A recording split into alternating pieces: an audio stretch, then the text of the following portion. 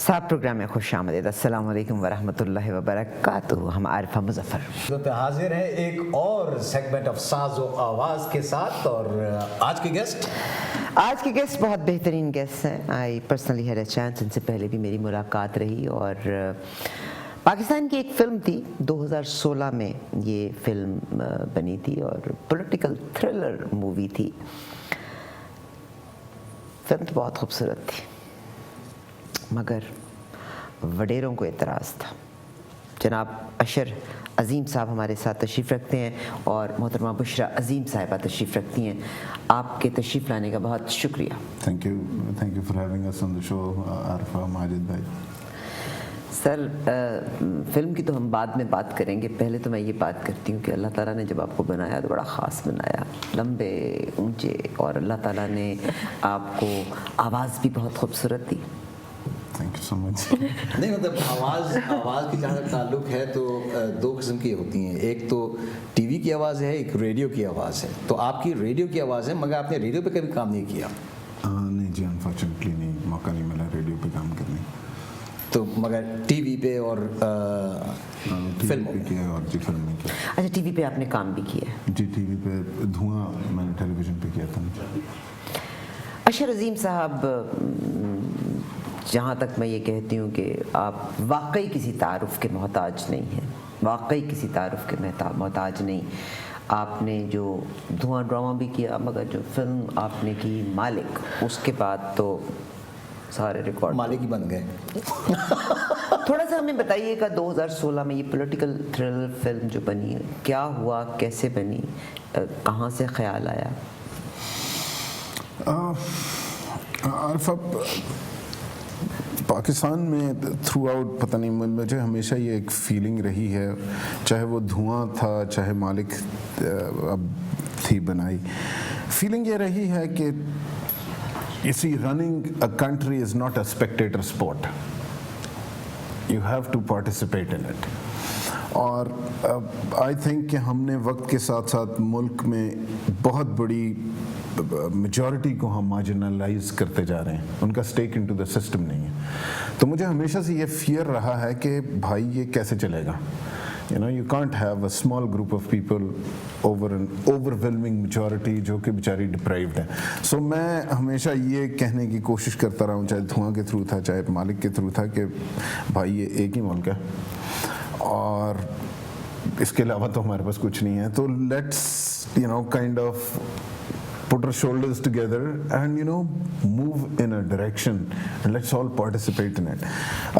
यही थॉट थी, आती रही। और चूंकि मैं फौजी अफसरी भी की है और सिविल सर्विसेज में भी था, तो गवर्नमेंट ज़ाहिर है मैं एक जगह से बैठा देख रहा था तो आपको नज़र आ रहा होता है कि ये क्या हो रहा है हमारे यहाँ, हम क्या कर रहे हैं, ख़ुद क्या कर रहे हैं, ओवरऑल क्या हो रहा है और आवाम के साथ क्या हो रहा है, तो वो आप फील करते हो।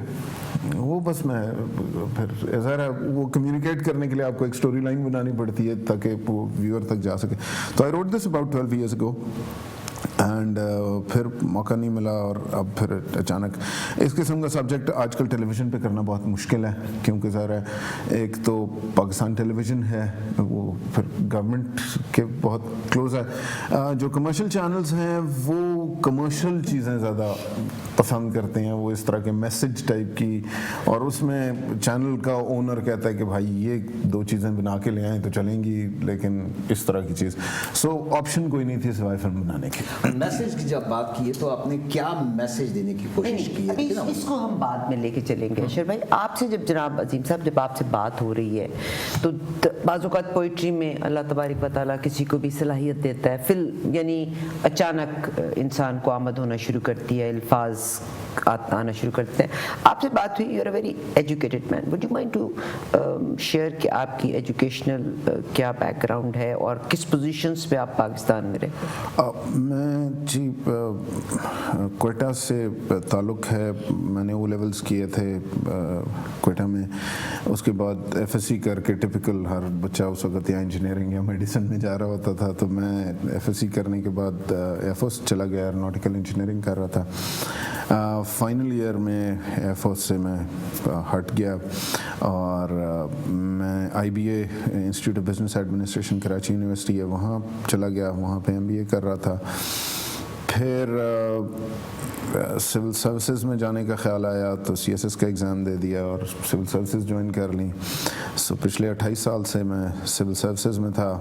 अब 2016 में ख्याल आया कि सिविल सर्विसेज नहीं करनी, तो बस अर्ली रिटायरमेंट के लिए अप्लाई किया। और सिविल सर्विसेज में आप आए तो किस पोजीशन पे आपने काम किया? I joined as Assistant Collector of Customs and then over the last 28 years जो normal promotions होती रहीं एक लेवल तक, और अब मुझे जिस दिन एक लेटर आया कि जी हमारी असल में नेक्स्ट प्रमोशंस के लिए आपको एक सर्टन कोर्सेज पे जाना होता है, तो सीनियर मैनेजमेंट कोर्स सिखाता है, तो उसके लिए मुझे याद है मैं और बेगम दोनों कराची में बैठे थे, तो वो सीनियर मैनेजमेंट कोर्स का लेटर आया कि अगले ग्रेड में जा रहा था। वो जैसे ही करूँगा तो फिर आगे चला जाता। तो मैंने बेगम को कहा, मैंने कहा क्या करूँ, आगे चलूँ कि कॉल इट अ डे? तो वी बोथ डिसाइडेड कि कॉल इट अ डे।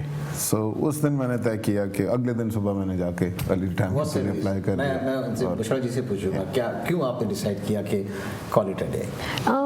मेरा जो पॉइंट था वो बच्चों से कंसर्न था। लाइक बच्चे, like we are in Canada और उन कंटिन्यूसली हम उनको मिलने जा रहे हैं, कभी आ रहे हैं, तो आई वाज थिंकिंग अब दोनों बच्चे यूनिवर्सिटी में जा रहे हैं तो इट्स बेटर उन्हें ज्वाइन करें, उनके साथ बैठें, देखें, बच्चों के साथ टाइम ज़्यादा स्पेंड करें। आई वाज थिंकिंग ये भी था। और खैर एक जिसको ये नहीं कह रही वो भी हमारी वहाँ पे डिस्कशन हुई थी। इससे पहले मैं जिन प्रोजेक्ट्स पे वहाँ पे काम कर रहा था, I think as a family we paid a huge price and I don't. थोड़ा सा अगर आप बता दें तो बहुत अच्छी बात होगी। अपने मुंह असल में बातें करना मुझे पसंद नहीं है, बट इशू ये था कि इससे पहले कुछ साल पहले मेरी और बेगम की सर्विस के हवाले से डिस्कशन हुई थी। हुआ ये था कि थोड़ा सा वेरी ब्रीफली 2000 में जो वर्ल्ड बैंक के जो पाकिस्तान जो प्रेसिडेंट थे उन्होंने एक स्टेटमेंट दी थी कि जी अगर पाकिस्तान, मैं ईयर 2000 की बात कर रहा हूँ, इट्स ऑन रिकॉर्ड, कि जी अगर पाकिस्तान में tax to GDP ratio improve ना हुआ तो Pakistan in the future ungovernable हो जाएगा। वो इसलिए क्योंकि ना हुकूमत के पास पैसा है हेल्थ में, ना एजुकेशन में, ना इंफ्रास्ट्रक्चर में डालने के लिए पैसा नहीं है, और जो ये वाली सूरत हाल है पाकिस्तान इसमें फ्यूचर में चल नहीं पाएगा। जब ये रिपोर्ट आई तो उस वक्त जनरल मुशर्रफ का दौर था। जनरल मुशर्रफ साहब ने एक शाहिद हुसैन कमेटी बनाई जिसका ये आइडिया था कि टैक्स टू GDP रेशियो बढ़ाया जाए ताकि गवर्नमेंट के पास वो एसेंशियल रिसोर्सेज आएँ कि गवर्नमेंट इन्वेस्ट करे पॉपुलेशन में, लोगों में, इंफ्रास्ट्रक्चर में, एजुकेशन में, हेल्थ में, जॉब्स क्रिएशन में। सो ही सेड कि जी जो पाकिस्तान को एग्जिस्टेंशियल थ्रेट जो है वो एक्सटर्नल नहीं है, वो इंटरनल है, बिकॉज आहिस्ता आहिस्ता मुल्क में नुचड़ रहा है, पीपल डिप्राइव हो रहे हैं। तो उन्होंने एक और बात भी कही थी, सर्टन जो अवाम है वो डिप्राइव हो रही है। सो हमारे उस वक्त चेयरमैन थे जी रियाज मलिक साहब। रियाज मलिक साहब ने मुझे बुलाया, मैंने उनके साथ इंटेलिजेंस में काम किया था, तो ज़रा बॉस पहचानता है अपने उनको। मुझे बुलाया और एक दो और ऑफिसर्स, उन्होंने हैंड पिक्ड कस्टम्स के ऑफिसर्स बुलाए और उन्होंने कहा कि जी हमने कस्टम्स रिफॉर्म्स करने। शाहिद हुसैन कमेटी रिपोर्ट आ चुकी थी, उसने डिटेल में बताया था कि जी मुल्क में करना क्या है। उन्होंने मुझे कहा आशिर तुम इस प्रोजेक्ट को लेके आगे चलोगे। एसेंशली हमारा आइडिया ये था कि we had to revamp the law. Pakistan में अनफॉर्चुनेटली हुआ यह है कि अभी कस्टम एक्ट थ्योरेटिकली 1969 है, लेकिन वो एक्चुअली 1836 का सी कस्टम एक्ट है जिसको हमने उठा के लेबल करके 1969 में कस्टम एक्ट बना दिया। हमने लेजिस्लेशन पे कभी काम नहीं किया। सो रियलिटी की दुनिया में आज जहाज़ आता है 18 घंटे में सामान उतार के नया सामान लोड करके चला जाता है, क्योंकि दुनिया एक स्पीड पे चल रही है, कंटेनर्स आ चुके हैं, बड़े बड़े वेसल्स हैं। जो हमारे कानून में जहाज़ चल रहा है वो अभी तक 1836 में लकड़ी का जहाज़ चल रहा है और वो उसी तरह बोरियां लाता है और 1 महीने में मैनिफेस्ट जमा करता है। ठीक है। सो वी रियलाइज्ड कि जी हमें, अब देखिए मैं इसमें आपको थोड़ा सा, और I was very convinced about this, customs is the first arm of the states which reacts with raw materials coming into your country, और जिससे फिर फिनिश प्रोडक्ट्स बनती हैं। जैसे फॉर एग्जांपल मैं बॉल पॉइंट मैन्युफैक्चरर हूँ, तो जब मेरा रॉ मटेरियल आएगा, प्लास्टिक दाना आएगा, तो वो जब आएगा कस्टम्स के थ्रू गुजरेगा, कस्टम्स की अगर आपने एफिशिएंसी, लंबी बात पता नहीं शायद ना हो जाए, कस्टम्स की आपने एफिशिएंसी डिटरमिन करनी हो तो एयरलाइंस की एफिशिएंसी डिटरमिन करने का तरीका ये होता है कि जी उसके पास रेवेन्यू आता है सीटों से, कि इसके पास फ्लीट में सीट्स कितनी है जहाँ से रेवेन्यू आता है, और इसके एम्प्लॉइज़ कितने हैं जो कि उस पर एक्सपेंस है. सो इफ़ यू सी पर सीट एम्प्लॉइज, तो आप रूल ऑफ थंब से एफिशिएंसी बता सकते हैं कि इसके 4 हैं तो ये ज़्यादा एफिशिएंट एयरलाइन होगी, इसके 40 है तो बहुत कम एफिशिएंसी होगी. कस्टम्स की एफिशिएंसी, क्योंकि सारी दुनिया एक ही कस्टम्स एक ही काम कर रही है, एफिशिएंसी डिटरमिन होती है कि वो अपना कार्गो कितनी देर में क्लियर कर सकती है. से दुबई से कंटेनर पाकिस्तान पहुंचा 36 घंटे में, अब वो पोर्ट पे पड़ा 12 दिन से, पाकिस्तान में 12 दिन टाइम था, और ये टाइम आपको एक्यूरेटली मिल जाता है कंप्यूटर से, क्योंकि वो कंटेनर को पे डेमरेजेस उसके मुताबिक चल रहे थे. ये टाइम यूके में 4 घंटे, न्यूयॉर्क में 27 मिनट. तो पाकिस्तान में हम क्या कर रहे हैं जो ये 12 घंटे है, तो इसका मतलब है कि जो आपके 3 या 4 ट्रिलियन रुपए का कार्गो मुल्क में आता है, उसको जब आप 12 घंटे के लिए पार्क करते हो, 12 दिन के लिए पार्क करते हो, तो उस पर डेमरेजेस कॉस्ट क्या है फलाना. तो वो बॉल पॉइंट मैन्युफैक्चरर जो है, जो उसका रॉ मटेरियल इतने दिन पड़ा रहेगा तो फैक्ट्री में इतना रॉ मटेरियल रखेगा, तो जब तक वो मैन्युफैक्चर करके उसको एक्सपोर्ट कर रहा है तो वो तो already it's become too expensive कि he can't compete in the international market. So you know you have to this bracket, which is the first arm of the state and the last arm of the state, which interacts with your economy, unless you make it efficient, it's going to drag your whole economy down. So chairman साहब ने बुलाया, हमें सारा explain किया, and he said कि जी ये reforms लानी है, और ज़ाहिर है it's a huge vested interest, right? तो इसको हेड करना है, और चेंज दुनिया में मुश्किल काम होता है. We knew immediately कि ये हम we'll be the most hated people here.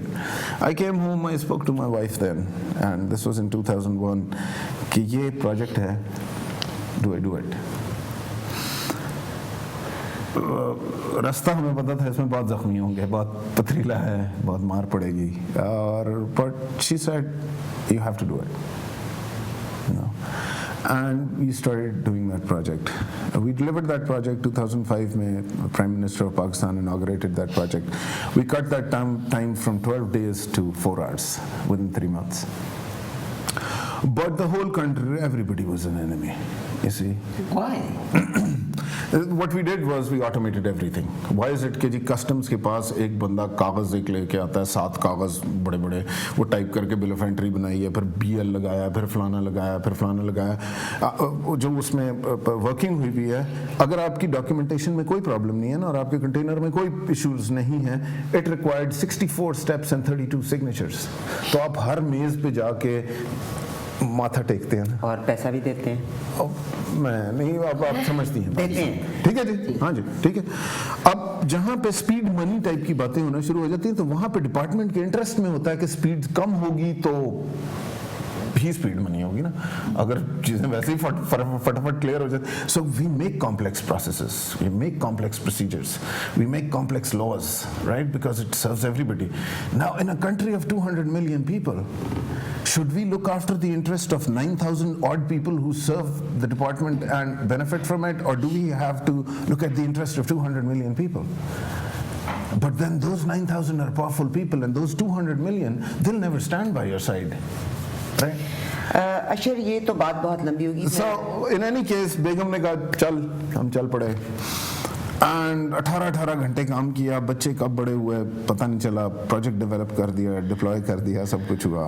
उसके बाद हर महकमे से हम इन्वेस्टिगेट हुए, सेफ हाउसेज में गए, पता नहीं क्या क्या हुआ, एग्जिट कंट्रोल लिस्ट पे चढ़े रहे, हर महकमे ने खंगाला, मतलब ऑफिशियली सीधी बात, मैटर ऑफ रिकॉर्ड कर रहा हूँ. इस दफा मैंने बेगम पूछा चलें आगे, उसने कहा बस रहने.